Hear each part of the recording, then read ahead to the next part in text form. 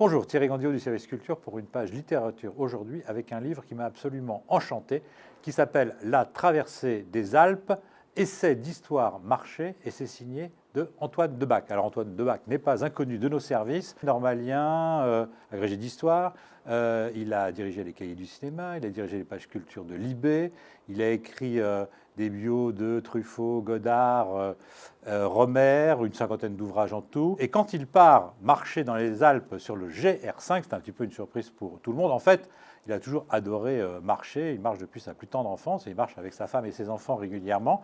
Mais là, c'était un vieux rêve quand même de se taper les 650 km qui vont du lac Léman jusqu'à Nice, 650 km quand même à pied, en 26 étapes.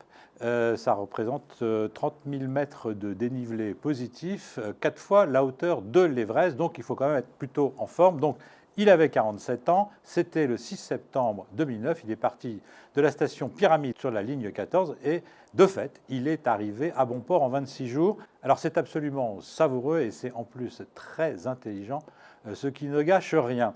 Alors d'abord, évidemment, il y a tout le côté, les petits bobos, les frayeurs. Alors les frayeurs, il s'est fait mordre par un chien, les petits bobos. Il s'est foulé la cheville dans un pierrier. Plus ennuyeux, je crois que ce qui a le plus affecté, c'est les 107 piqûres d'araignées qu'il a eues dans une nuit quand il a passé dans une bergerie. Voilà, les petits bobos. Les frayeurs, il s'est perdu une ou deux fois. Il dit aussi que d'ailleurs, c'est parfois les plus beaux paysages qu'il a vus, c'est en se trompant, il ne les aurait pas vus sinon. Voilà, il est quand même assez optimiste. Et puis, les coups au moral, écoutez, c'est quand il ne trouvait pas l'équipe dans l'étape du jour. C'était très solitaire ce qu'il a fait, il ne voulait absolument pas parler aux gens d'ailleurs, ça ne l'intéressait pas trop. Le soir dans les gîtes, il se mettait un petit peu à l'écart, il n'était jamais aussi content que quand il était seul. Pourquoi c'est sous-titré « Essai d'histoire marché » ?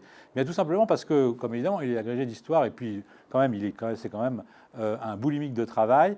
Il nous raconte un petit peu plusieurs choses. D'abord, l'histoire de ce GR5. Alors, il a été créé en 1952 par des personnalités absolument formidables. Alors, il le raconte par le détail, en particulier le maire de Seillac, qui s'appelle Philippe Lamour, qui a été aussi l'inventeur du laboratoire du Queyras. C'est un personnage absolument fabuleux, le créateur du Vion randonneur, etc., etc. Je passe les détails.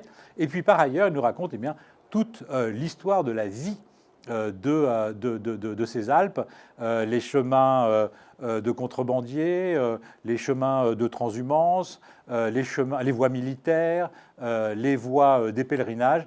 Bref, ça fait un peu plus de 400 pages, c'est écrit tout petit, il y a 1 million de signes, j'ai calculé, parce que lui, il a calculé le nombre de pas qu'il avait fait. Moi, j'ai calculé le nombre de signes que j'avais lus. En tout cas, vous pouvez y aller, et comme on disait dans ma jeunesse, en route, mauvaise troupe.